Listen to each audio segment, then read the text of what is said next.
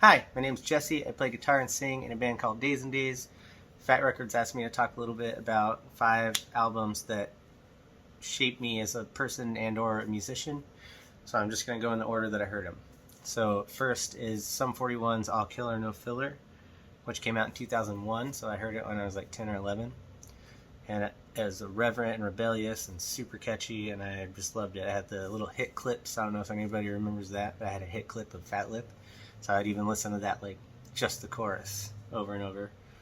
I really appreciate that a lot of the lyrics are darker, depressing, but set to upbeat music, which I have definitely drawn from for my songs over the years. And Sum 41 was actually my first punk show. My parents took my sister and I to see them at the Engine Room in Houston, Texas. So yeah, love that album. Still do. Second is Fuck World Trade by Leftover Crack. I heard when I was like 16 probably, and I think I listened to Gain Control exclusively for like a week. It's just like so gritty and dark and angry, and I was an angry little kid, so it resonated with me very well, and you can like hear the passion and anger in Scott's voice when they're singing those songs. Also, I had never heard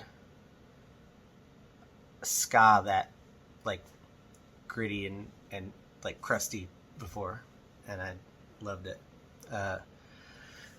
And I out of all the albums on this list, that album's probably shaped my songwriting the most. It's still surreal to me that we've gotten chances to play shows and do tours with them and stuff. It's wild. Third, Mischief Brew's Songs from Under the Sink. Not the first folk punk I ever heard. That goes to Pat the Bunny, Johnny Hobo and the Freight Trains. I love those songs, but when I heard Mischief Brew, it was like everything I loved about those songs refined. The instrumentation's fantastic on that album. I really appreciate the like Irish influences with the mandolin riffs and things, and of course Eric's songwriting was just impeccable. It just seems so effortless. It's awesome. I listened to that album nonstop for like months straight. It's like the only thing I listened to.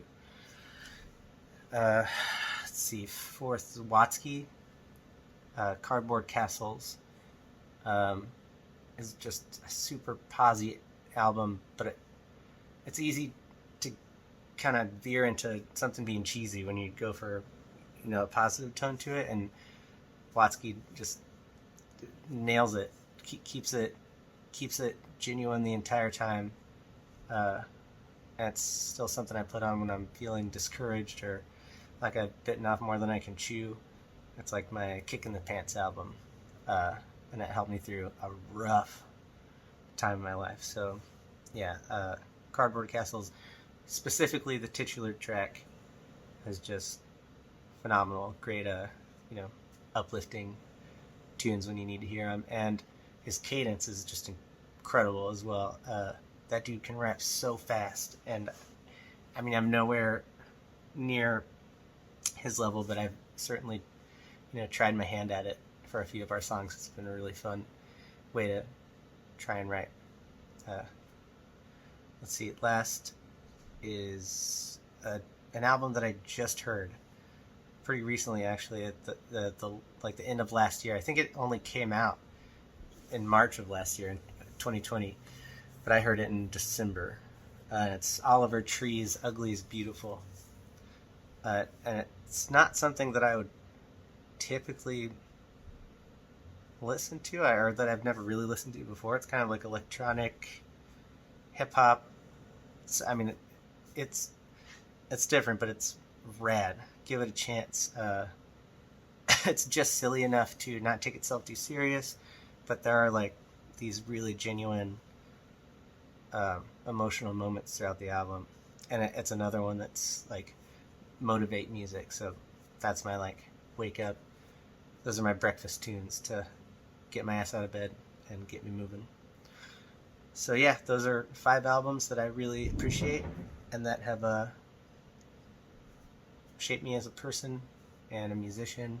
I hope that was sort of entertaining. I hope you're doing well. Be safe.